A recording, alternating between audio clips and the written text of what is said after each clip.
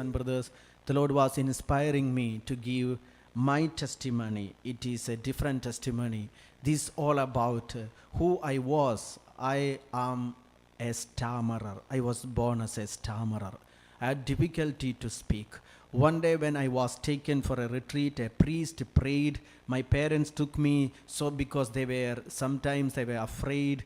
Most of the time they were ashamed because if I talk and the people will come to know I have stammering, then it is a humiliation for the parents. More than humiliation, it's a pain for them.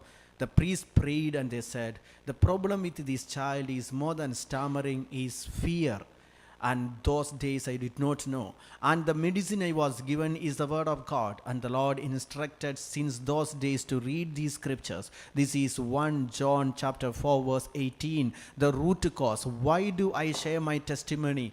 My dear children of God, you are better than me. You don't have stammering. You don't have these weaknesses. When you look at me externally, you feel that this priest is privileged. He may have a special honor. No, I am lower than you. Even with the priest, even Father Joseph, he had terrible sufferings before his priesthood. It is our weaknesses, our pains, our imperfections that attracts Jesus to us, that qualifies us. So let none of you be discouraged, feel guilty, thinking about your weakness, your background, or what happened in the past. The word of God is showing the root from where you get this weakness, this guilt feeling, this affliction. My problem, though externally it was stammering, but the root was fear, and the Lord spoke. Together you can read with me. There is no fear in love, but perfect love casts out fear. For fear has to do with punishment, and whoever fears has not reached perfection in love. The Lord told me, my son, the only medicine to get out of fear is love. Receive my love. Receive me. There is no one, no science, no medicine, no technology that can deal with the fear that you are facing. So when you attend this youth retreat, this is the best thing ever you can do in your life, because you can never get a solution for the problem that you are facing today, because it's only the Lord who said, Isaiah 41:10, he said from his mouth, using his tongue, do not fear, for I am with you. Do not be afraid, for I am your God. I will strengthen you. I will help you. I will uphold you with your victorious right hand. The Lord taught me to repeat this word of God as if the Lord is standing beside me and he's telling me directly, my son, do not fear. Then verse 13 we read, the Lord inspired me to read. I'm telling you, how did I overcome fear? For I, the Lord your God, hold your right hand. It is I who said to you, do not fear, I will help you. Again we read now, this is Psalm chapter 34 verse 4. Psalm 34:4. The scripture is telling us, I sought the Lord. I hold on to the Lord. I sought the Lord, and he answered me and delivered me from all my fears. When you seek the Lord, when you are crying out to the Lord, he will deliver you from fear. There is no scripture, there is no book, there is nowhere in the world it's written, when you call on your God, you call on someone, you will get out of fear. The Lord said, you call on me, I will deliver you from fear. Again now, this is Psalm chapter 59 verse 9.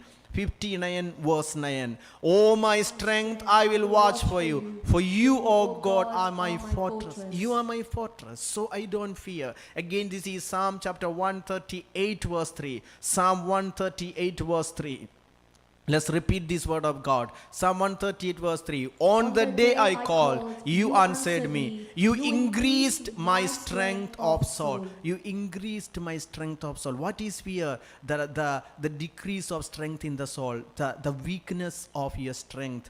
The lack of self-confidence. The Lord gives you this grace. Again, 1 John 4:4, the one who is in you is greater than the one who is in the world. Sisters and brothers, I am sharing my weakness, my problem. The Lord helped me. I don't say that I am completely perfect or healed. No, I'm saying the Lord showed me the way how to deal with fear. Many of you are struggling with it. Why do I say this word of God? Because the Lord put it inside me, made me to repeat every day. That's why I told you this word of God. 1 John 4:18. Isaiah 41:10, Isaiah 41:13, then Psalm 34:4, Psalm 59:9, Psalm 138:3, 1 John 4:4. If you can repeat this daily, if you are struggling with the fear, I can tell you from my life, you will become a new person. Because sisters and brothers, He can recreate your life. I'm just going to tell you on this final day, there are 5 things the Lord trained me to do every day in order to lead a life in the Spirit, in order to overcome my own imperfections and weaknesses. And we should know until death we are struggling. We are just in a process of becoming a true disciple of the Lord. And the Lord trained me the first thing to put my life, to put myself into the Word of God. We are all struggling with bad habits, impure thoughts, impure imaginations. Being a human person, every human person who is born of flesh is flesh. We are all born of flesh. That means we are born of our parents. As long as we are born of parents, we are sexual beings and we have these sexual feelings and impurities. How can you overcome it? Believe it. Believe me, you can overcome it with your hard work, with your effort, with the physical exercises. You need God. And the best thing to overcome impurity is the Word of God. Because He said, this is Psalm 119 verses from 9 to 11. This is the answer to your question. Psalm 119 verse 9. This is your question. Not just yours, it was also my question when I was a teenager and a youth. How can young people keep their ways pure? Maybe it's your question. How can me as a young person, as a teenager, keep my way pure? By guarding it according to your word. Then we read verse 11. How can we guard it according to His word? I treasure your word in my heart so that I may not sin against you. Sisters and brothers, the Lord taught to me, my son, if you put my word inside you, you will become a new person. Since then, I had a habit. This habit is, I put in my computer or in my phone the Word of God. We have the Bible, the audio Bible. I put it whole night when I sleep. In between when I get up, I can hear this Word of God. This Word of God has synced inside me. We also have the Psalms. And one of the app that helped me a lot is called Atma Raksha. This is a beautiful app. It's also in English and in Malayalam, in our language. And I put this Psalms as it is without any change. It is been recited, the whole Bible from Genesis to Revelation. I just put it in a little volume. And what happens? The whole night it was rolling. I started this while I was in Rome. Let me tell you, sisters and brothers, the time that you have been always attacked with impurity is in the night. And why it is attacking you? Because you are not being filtered. You are not going through a dialysis through the Word of God. When your mind, your hearing is being purified, you become a new person. I speak my heart out the way the Lord inspired me. The Holy Spirit inspired me to put it, how much music is influencing us. But when I was listening to the Psalms in songs, it 4 times powerful. Saint Augustine said, those who sing pray twice. So if you sing the Word of God, you pray 4 times. This is exactly that happened. That's the way the Word of God started to sing inside me the whole night. And sisters and brothers, my sleep is not disturbed. But in case if I just got up, the Word of God immediately came to me. And every day, new Word of God, a new word. He is cleansing. John 15:3. John 15:3 we read, by the word I have spoken to you, you have been cleansed. Do you want to cleanse yourself? Are you struggling with impurity? As you listen to me, as I can see you, your biggest trouble that you can never share with anyone, the struggle is that of sexual impurity. You are battling with it. Every day you are struggling. You don't want to commit this particular sin. You don't want to watch this particular type of movies or pornography, but you are fighting. Put the Word of God. Listen to the Word of God. Listen to the audio Bible, and the Lord will cleanse your heart. I'm telling the way the Lord was leading me, the first thing, the first weapon is the Word of God. And He was teaching me through the Word of God. He was delivering me from fear, from impurity, from guilt feeling, from sorrow. Because for all these things there is the Word of God. When you repeat it, it takes flesh. Because who is Jesus? One day, the Lord told me like this, my son, do you know what is Bible? This is word made flesh. This is my word. I am hiding inside the Bible. When you read it, when you read a word, it will speak to you. It will take flesh. It is a seed. It cannot just go in vain. Isaiah 55:11. So shall my word be that goes out from my mouth. It shall not return to me empty, but it shall accomplish that which I purpose and succeed in the thing for which I sent it. Children of God, if you have not read this Bible at least once, I humbly beg you in Jesus' name, read it at least once. If you have difficulty to read, listen to the audio Bible. The Bible, the word that will transform you. And the second thing is the Holy Rosary.